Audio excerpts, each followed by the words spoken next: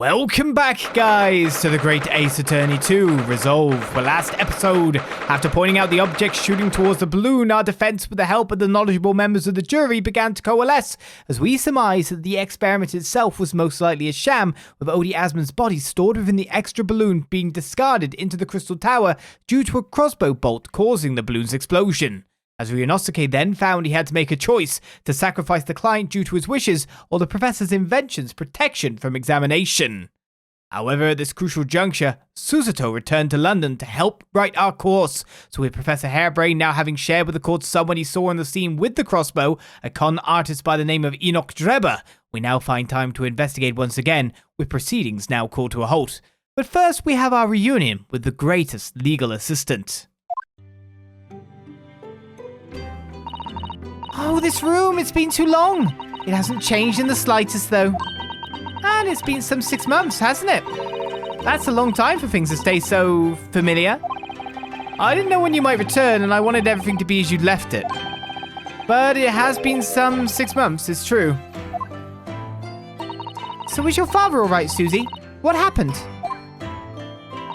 My father? Oh yes, Professor McTober. I mean, it was half a year ago, but that's why you went back to Japan. Because of the telegram you see, saying he'd fallen ill with a very high fever for some unknown reason. That's right. So I was surprised to learn you'd be coming back so soon. Surprised, but happy. I think I wrote about it in my letter to you, that it was all a trick. My father is in fine health, and I'm obviously very relieved about that. Well, we're all delighted to have you back. It was quite by accident that I've been able to return to Europe, actually. It's because of a very grand conference called the International Forensic Science Symposium. The International Forensic... That's the same symposium Lord Strongheart mentioned.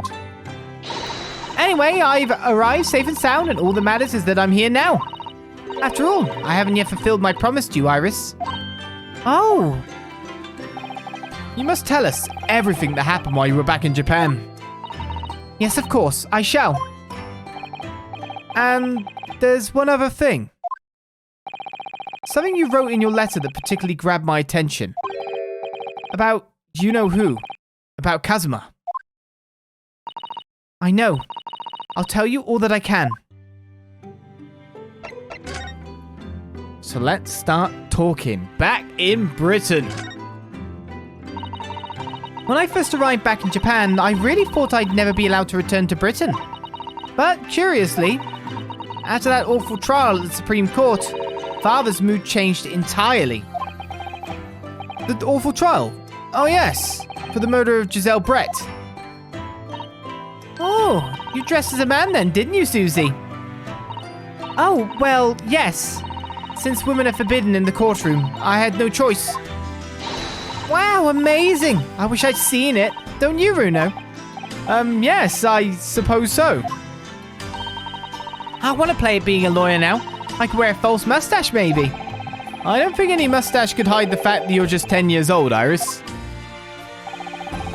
There's something else I've been wanting to ask you, Miss Susato. It's about the real reason why Professor Mikatoba summoned you back to Japan. You said in your letter it was something to do with that convict's loot we found in Mr. Natsume's lodgings. That's right. The very large dog collar we found with the bee emblem on it. It seems Mr. Natsume included a drawing of the collar in the report he submitted about his time in Britain. I understand that when Father saw the report, he turned as white as a sheet. Why would that be then? Father came to Britain himself, of course, to study. It was some time ago now, but he stayed for 6 years. I can only imagine that something must have happened during that time. But if he refuses to tell me what it was, then I intend to find the answers for myself. And I've decided that I, for one, won't keep any more secrets. Oh, Susie! That's a very meaningful look Susato-san's giving Iris there. The Forensic Science Symposium. Lord Strongheart mentioned something about that symposium too. I think he said that investigative authorities from 40 different countries would attend. Yes, and from Japan, my father and Judge Jigoku have been invited. It's something of an honor, I believe. Well, Professor McTober is the leading expert in forensic medicine in our country, after all. But who's the other person you mentioned? A judge, did you say? Yes, His Excellency, Judge Seishiro Jigoku. You met him, Mr. Naruhodo. Last year, in the Supreme Court. You can't possibly have forgotten. That terrible trial of yours, when you were accused of murder. Ah, yes, I try to think of that as a positive turning point in my life these days. Well, it was Judge Jigoku who presided over that trial. If I'm perfectly honest, I'd be happy never to see that man's face again in my life. Oh, well, anyway, as Father was invited to the symposium, he agreed to me returning to Britain too. He won't actually arrive until next month, but, well, I couldn't wait. So I pleaded with him, and in the end, he agreed to me going on ahead. Yes, about the symposium. It seems as though Lord Strongheart has put in an awful lot of work to make it happen. It's obviously very important. I believe it is, yes. As I understand it, Lord Strongheart organised the entire event himself. I think he's hoping that by achieving exceptional results, he'll get the job of Attorney General. Most senior position in the British justice system. He's hoping to use his power to create the world's finest policing institution. That's what Father said anyway. Apparently, it's Lord Strongheart's lifelong ambition. Does Professor Mikotoba know Lord Strongheart personally then, I wonder? Actually, Lord Strongheart gave me a long speech all about this very subject only yesterday. But I sort of lost the will to live early on and didn't really listen to much of it. How trying for you. Gisele Brett. Gisele Brett. The woman whose unforgivable actions ended in me being wrongly accused of a crime I didn't commit. The murder of Dr. John H. Wilson. Yes, Gisele Brett. That's a name I won't forget for as long as I live. The extraordinary thing is, though, it seems it's a name we should all forget. Sorry? Since the incident, our government's intelligence services have been investigating Miss Brett. But it turns out that an Englishwoman by the name of Gisele Brett didn't actually exist. Didn't exist? But how could that be? It was a pseudonym. Her real name was Shin, and she wasn't a visiting student either. That was a front. A front? Who on earth was she then? Miss A. Shin. Her name is literally all our intelligence services have been able to ascertain about her. Nobody knows why or even how she came to be in Japan. It's a complete mystery. But that makes no sense. It's no easy task to be accepted as a foreign student anywhere. What could the woman have been up to? I'm afraid I really don't know. The only thing we can be sure of is that she had some business in our country that we don't yet understand. And now she's been killed, while all the questions surrounding her existence remain unanswered. I'm afraid so. Hey, Shim. Who on earth was she? And why do I feel as though I've heard that name before somewhere? What about Kazuma? After my friend Ray's trial, the reporter who actually killed Miss Brett said something very strange. I know the truth. I know you had a hand in what went on. And that visiting student's fate. Nobody here in Japan knows anything about it. They don't know that the guy never made it to England, that he died on that steamship, and that he'll never. Obviously, I couldn't ask him to elaborate at the time.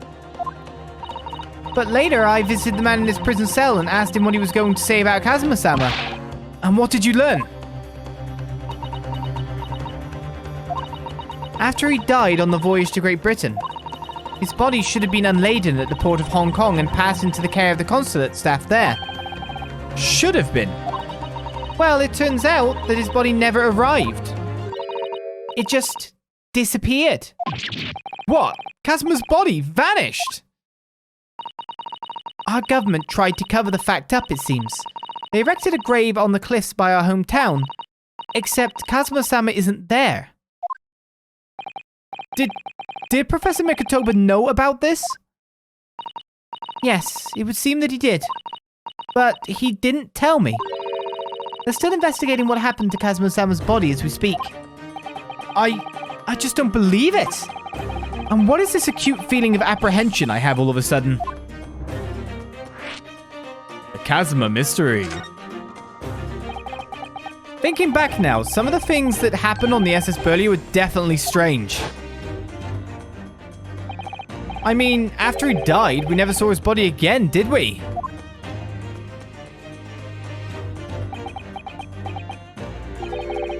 Could it be that he's actually still alive? Stop it, Mr. Naruhodo. It's too much to bear. I'm sorry, I didn't mean to... Just thinking about the possibility pains me. So very much. Cast your mind back for a moment, Mr. Naruhodo.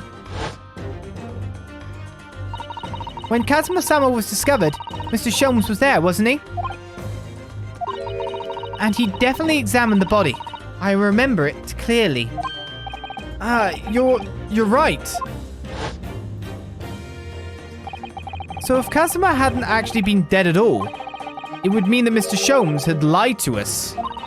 But there's no reason why he would possibly have done such a thing. I suppose that's true, yes.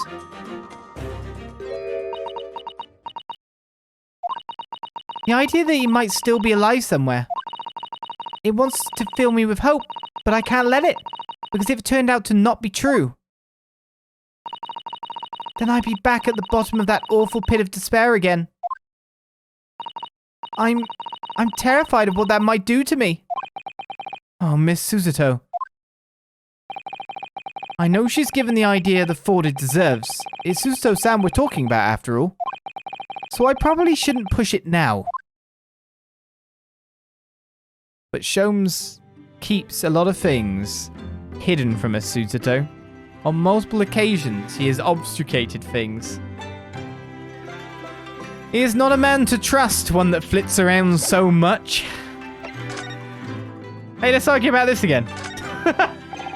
Thinking back, that spade's been in here since we first moved in, hasn't it?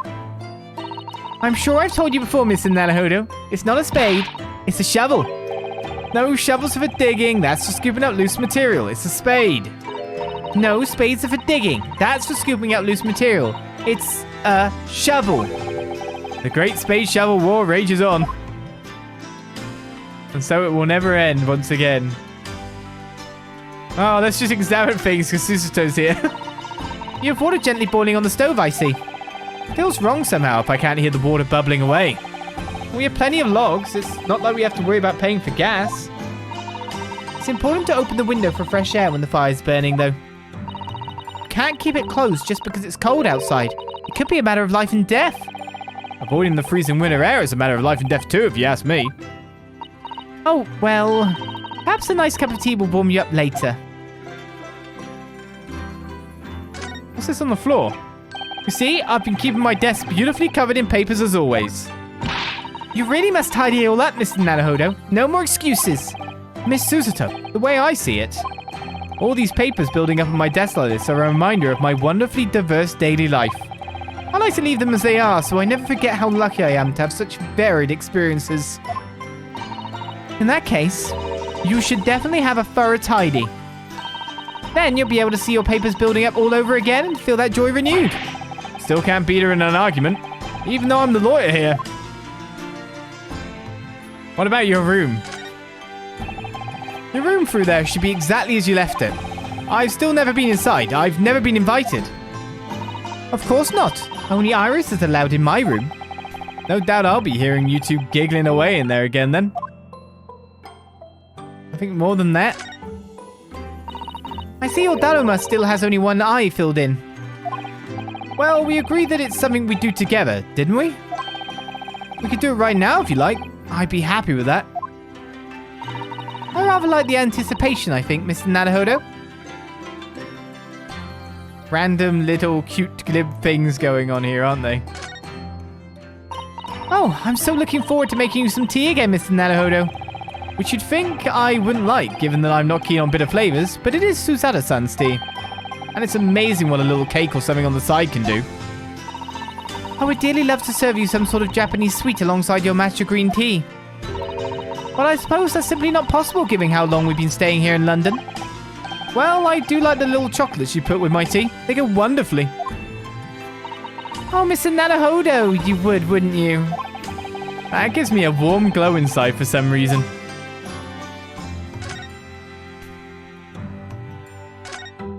As a voyeur.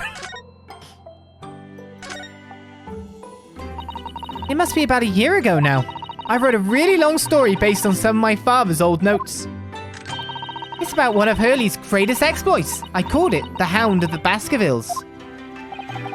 But then Mr. Sholmes forbade you from publishing it and put the manuscript somewhere nobody could get their hands on it. So nobody knows anything about it, apart from Hurley and I. But for some reason, you knew the title of it, didn't you, Susie? Oh, it sounds so exciting. The Hound of the Baskervilles. I should love to read it. And you wouldn't tell me how you'd come to know it. Yes, but I made you a promise that I would explain one day, didn't I? I think it's time. Oh! I'm only sorry I've had to keep it from you for so long. Iris. I'm only sorry. Indeed. Well, oh. This music change is interesting. This is like, well, now we're getting into it. The Hound of the Baskervilles. It was completely by accident that I came to know the title of your manuscript, Iris. It was a short while before we left Japan. I was cleaning Father's study, and I saw something on his writing desk. A large box of papers. There was a label affixed to the box that was written in English. It read, The Hound of the Baskervilles. What? My Baskerville story? Of course, I had no idea what it was at the time, but Father came in and... Susato, what are you doing? Oh, Father! Did you look at those papers? No, I simply read the label, that's all. Well, put it out of your mind. Sorry? Forget that you ever saw it, and certainly don't tell anybody else about this. Do you understand?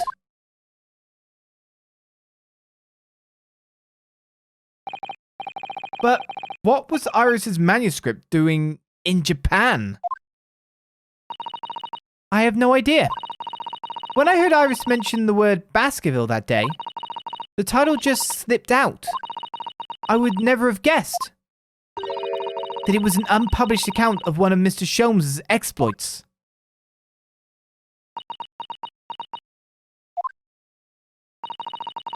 When I returned to Japan, I asked Father to explain, but he refused to answer any of my questions, and there was no sign of the big box in his office.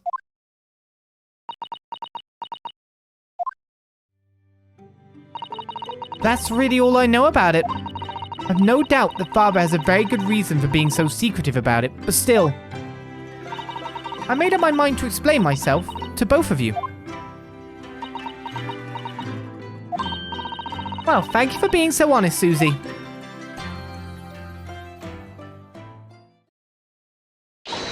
So, Mr. Naruhodo, I'm ready to start investigating if you are.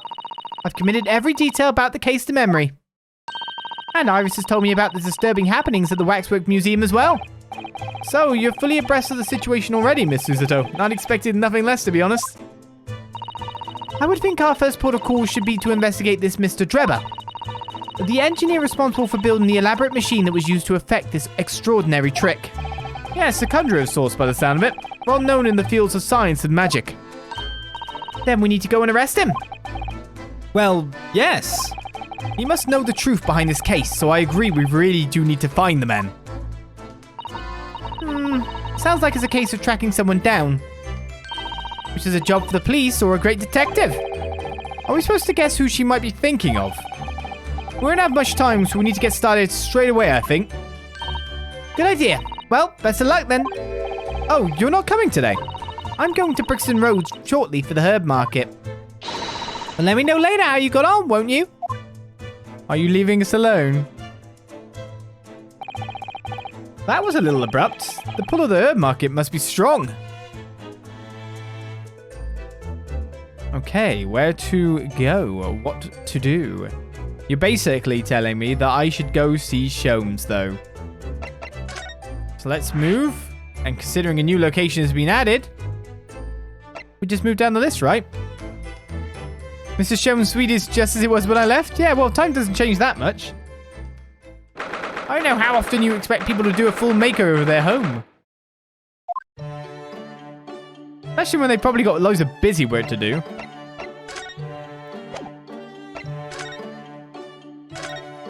You over here? Sholmes!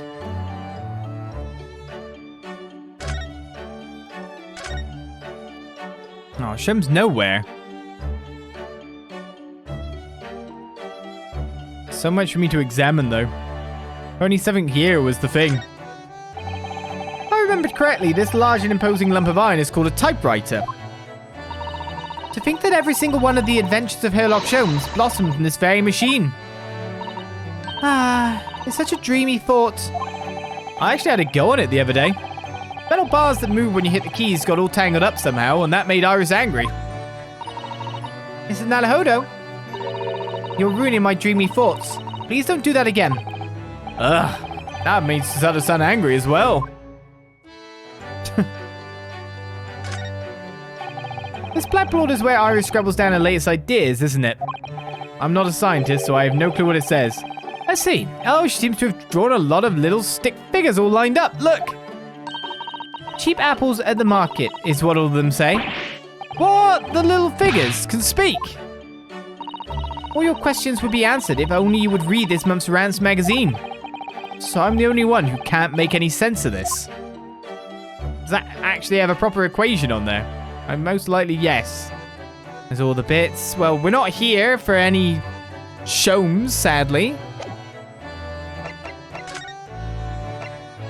Do I have any reason to be in the Lord Chief Justice's office?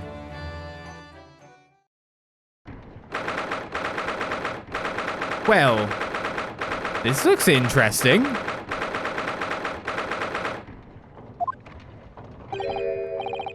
Oh, who's that standing beside Lord Strongheart?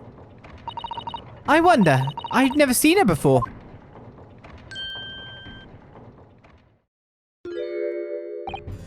Ah, the young champion of the court. You had some success this morning, I understand. And you've thrown the entire government into disarray as a result. Oh, you mean because of Professor Harebrain's experiments? Sham science being demonstrated at London's great exhibition. The country has been made to look foolish, and now politicians are scrabbling to respond. Lord Van Zeeks is in Whitehall as we speak, giving an emergency briefing. Oh dear, I didn't mean to cause any trouble. None of this is your responsibility. The government is entirely to blame for having been taken in. The special dispensation that prevents investigation of the scene will be annulled later today. Once that happens, my forensic investigation team will move in and deal with that scrap metal in no time. It's scrap metal now, is it? Until later then, Lord Strongheart. Yes, thank you.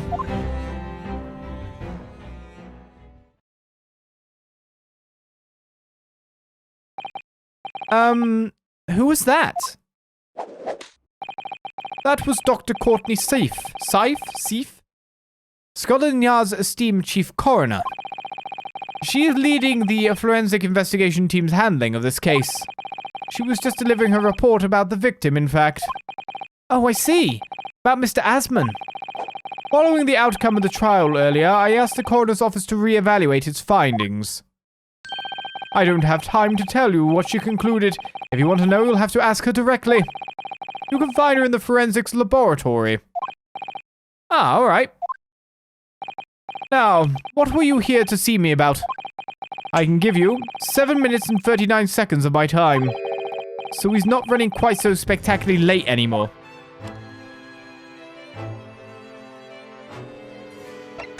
I don't know what we're here to see you about. So let's talk and find out. What exactly is the forensic investigation team that you mentioned before? The British Empire's police force must become the most exemplary in the world. For that to happen, it's imperative that we embrace forensic science and everything it has to offer. I first created the forensic investigation team a year ago now. Unofficially, of course, to pave the way. Goodness, a year ago. At next month's symposium, I intend to present the results of their work to the world. Once I do that, the House of Lords will be powerless to oppose the creation of a full-scale forensics division. And once that happens, the position of Attorney General will be mine, and criminals will suffer dearly. What do you mean? For too long, those scoundrels have made a mockery of our legal system with false evidence and bribes. But London's scum is about to be rounded up and burnt in the fires of hell. I intend to see to it personally. By creating the finest police force the world has ever known, to protect our honor and our future. Look at those eyes. He means every word. Dr. Saib is an extremely reliable coroner.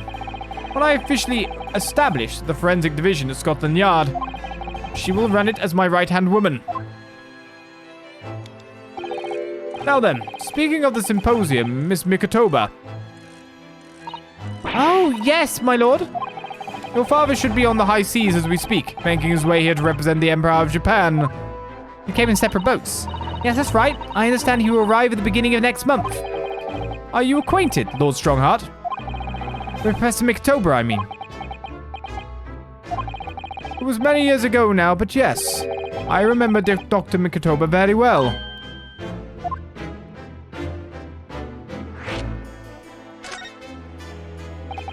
If my memory serves, it was some 15 years ago now that your father came to Britain as a visiting student. It was the year I was born. So yes, 16 years ago, in fact. Mikotoba was a young practitioner of forensic science, and Jigoku accompanied him as a young, promising judge. The punctiliousness, I've not even heard that word. The punctiliousness and politeness of the Japanese at the time impressed us greatly, so that just means like being punctual, yes?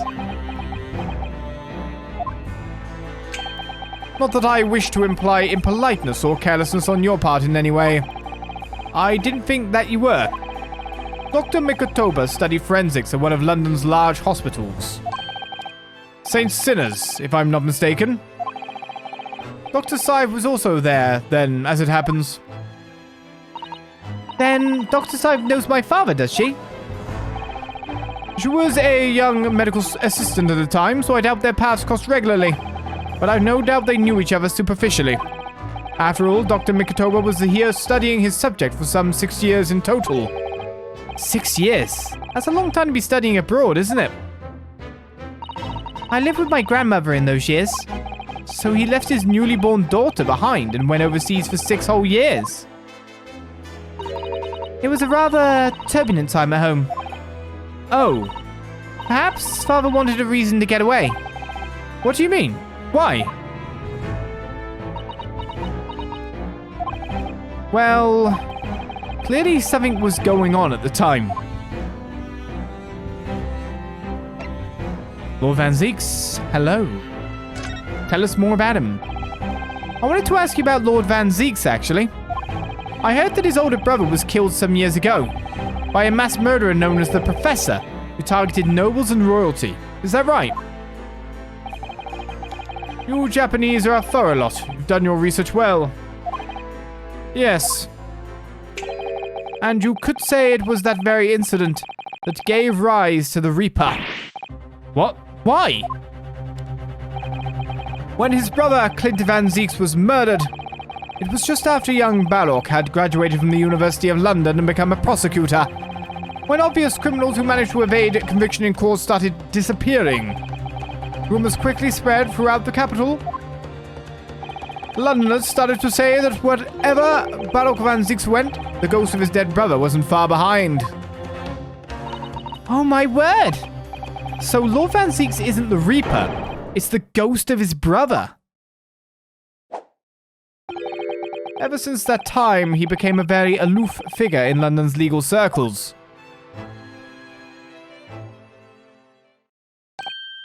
Oh yes, Lord Strongheart. Go ahead. It's about Professor Harebrain's experimental machine.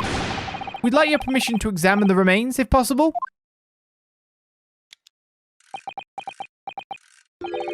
Are you well versed in science, then? Not in the slightest. In fact, you could say I was barely aware of the subject at all until recently. Well, the special dispensation legally preventing investigation of the machine is currently being annulled. Within a few hours, Dr. Sif's team of forensics experts will begin their own investigation. But I suppose until then, there's no harm in you looking at the wreckage, as long as you touch nothing. Thank you. Being able to look at it is better than nothing. And I'll be able to see it too. Your time is up. You'll have to excuse me now, I'm afraid. My next engagement calls. We are extremely sorry to have troubled you when you were so busy, my lord. I have important matters to attend to in preparation for the symposium. You understand? I do indeed understand. So with you moving on then, I guess with a new location added, which is way further down the forensics laboratory, I kind of want to head there next instead of the prison, to be honest, because it's brand new. It's kind of like when we got the prosecutor's office open, which interestingly, at this point in time, is not open. But for another episode here of the Great Ace Attorney 2 Resolve, we leave you. Until next time, I'll see you then for more. Bye-bye.